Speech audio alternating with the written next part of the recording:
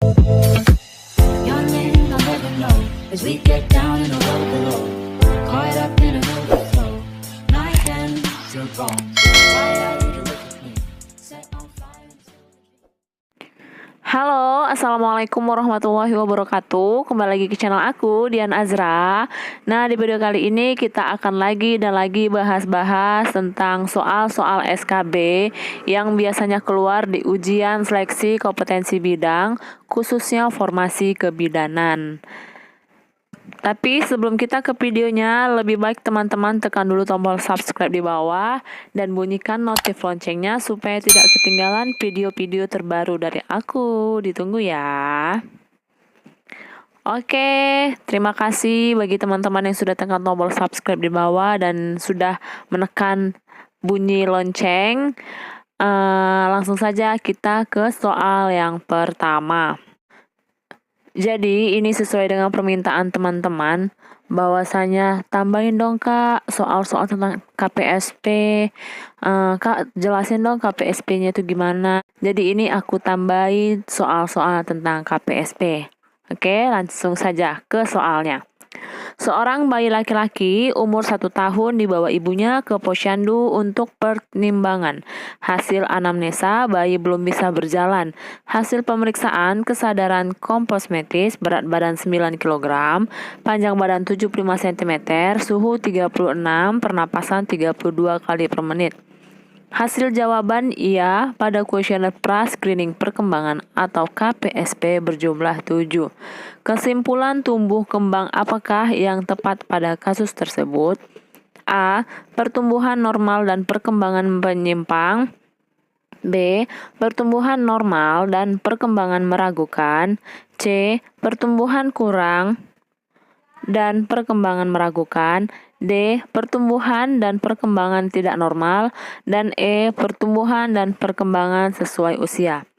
Nah, jadi di soal mengatakan bahwa bayi tersebut berumur 1 tahun, dibawa ibunya ke posyandu, bayi tersebut belum bisa berjalan. Hasil pemeriksaan berat badan 9 kg, panjang badan 75 cm. Suhu normal, pernapasan normal. Hasil jawaban ya pada kuesioner pra-screening perkembangan KPSP itu berjumlah 7. Nah, yang ditanya itu apakah kesimpulan dari tumbuh kembang anak tersebut. Nah, jadi pada kasus ini, panjang badan di kasus ini menunjukkan kategori yang normal ya. Jadi pertumbuhannya normal. Kita garis bawahi pertumbuhan normal. Namun, hasil jawaban ya pada KPSP itu berjumlah 7. Hasil jawaban KPSP berjumlah 7 itu menunjukkan bahwasanya perkembangan anak tersebut meragukan. Jadi, kalau kita jawab A, pertumbuhan normal, perkembangannya menyimpang, bukan ya. Jadi jawabannya itu B, pertumbuhan normal dan perkembangan meragukan. Jadi ingat teman-teman, kalau perkembangan meragukan itu apabila jawaban pada KPSP yang bernilai ya itu ada 7 atau 8, itu meragukan. Kalau misalnya jawaban ya pada KPSP itu bernilai 6 atau kurang, maka kemungkinan ada perkembangan yang menyimpang. Nah, kalau seandainya jawaban ya pada KPSP itu bernilai 9 sampai 10, maka perkembangannya itu sesuai dengan tahap perkembangannya, jadi normal kayak gitu ya, sesuai dengan tahap perkembangan anak tersebut kayak gitu. Jadi bukan meragukan dan bukan menyimpang. Jadi saya harap teman-teman udah paham perbedaan antara perkembangan meragukan, perkembangan menyimpang, dan perkembangan yang sesuai dengan usianya. Oke, langsung saja kita ke soal nomor 2. Seorang bayi laki-laki umur 6 bulan dibawa ibunya ke posyandu untuk penimbangan. Hasil anamnesa, bayi sehat, tidak ada keluhan serta menyusu kuat. Riwayat imunisasi sebelumnya BCG, polio 1-4, diabetes 1-3, hepatitis B 1-3. Hasil pemeriksaan kesadaran komposmetis, berat badan 7,5, panjang badan 66 cm, suhu badan 36,8 derajat Celcius, pernapasan 34 kali per menit. Jawaban ya pada KPSP adalah 9. umur berapakah jadwal kunjungan ulang pada kasus tersebut? Yang ditanya itu ialah umur berapakah jadwal kunjungan ulang pada kasus tersebut. Di sini umur bayi tersebut sekarang umur 6 bulan. Nah, jawaban ya pada KPSP itu 9. Jadi kalau seandainya ditanya itu bagaimana perkembangannya, berarti jawabannya perkembangannya itu sesuai dengan tahapan perkembangan usia anak tersebut. Tetapi di soal nomor 2 ini pertanyaannya itu umur berapakah jadwal kunjungan ulang pada kasus tersebut. A 7 bulan, B 8 bulan, C 9 bulan, D 10 bulan, dan E 11 bulan.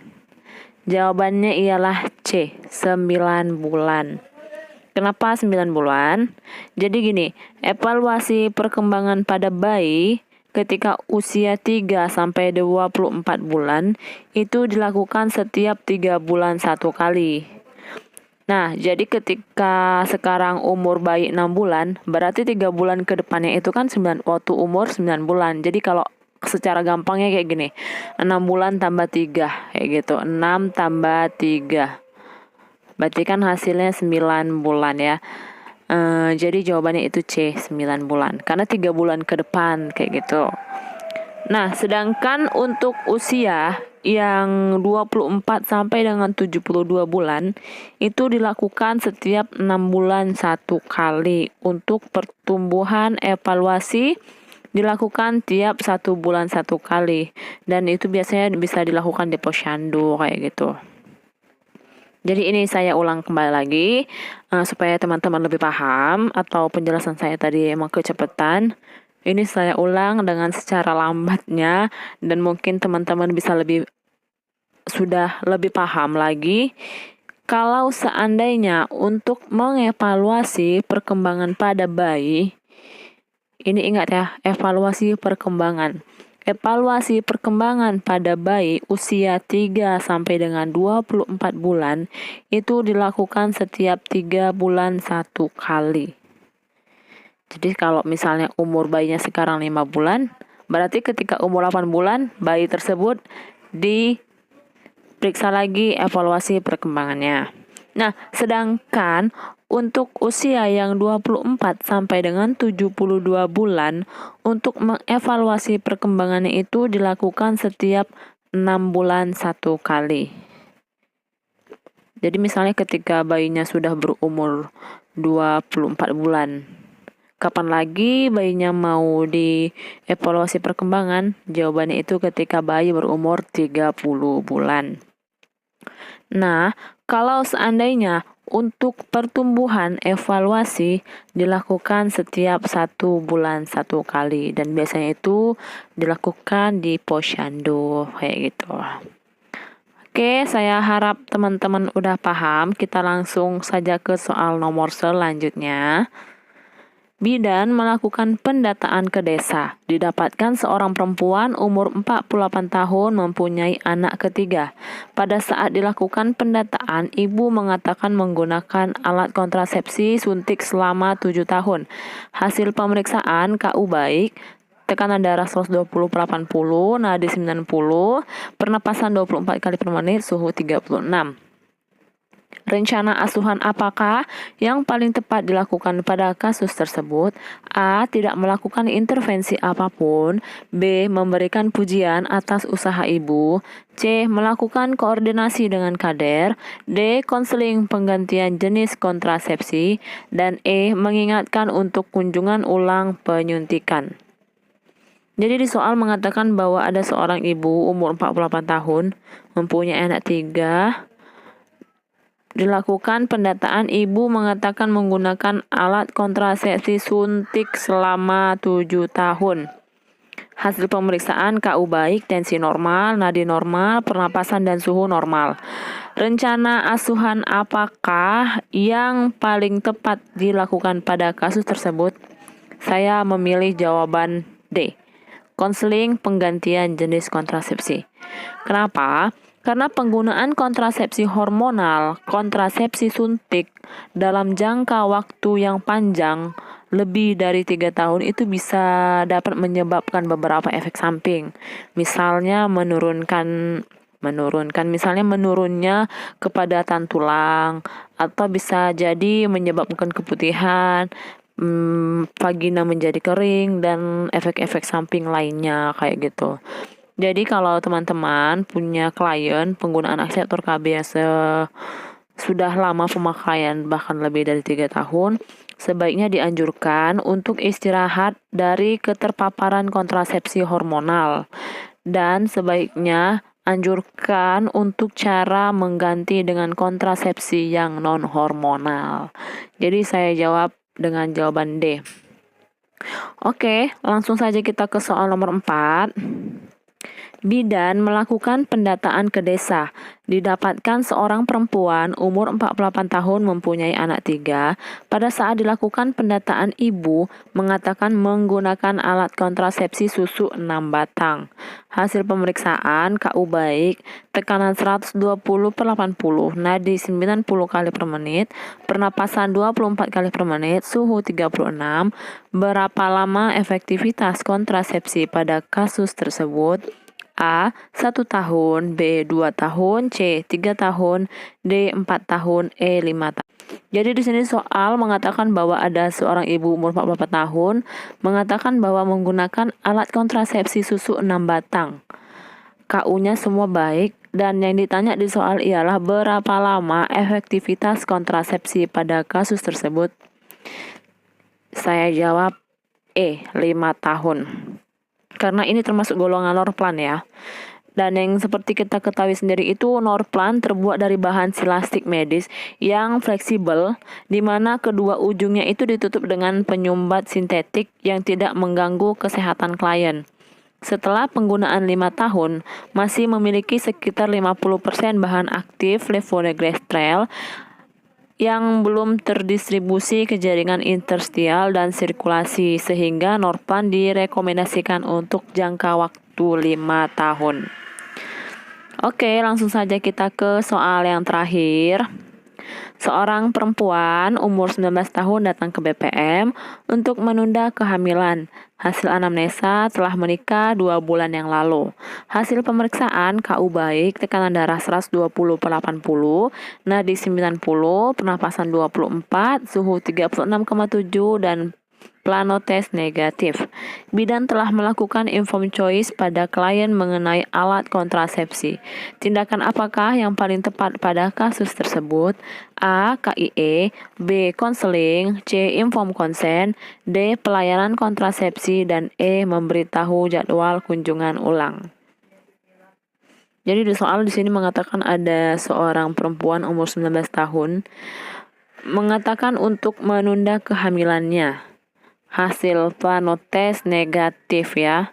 Jadi syarat yang pertama untuk menggunakan kontrasepsi itu kan tidak ada tanda-tanda kehamilan, tidak ada kemungkinan hamil. Dan di soal sudah mengatakan bahwa dia plano tes negatif.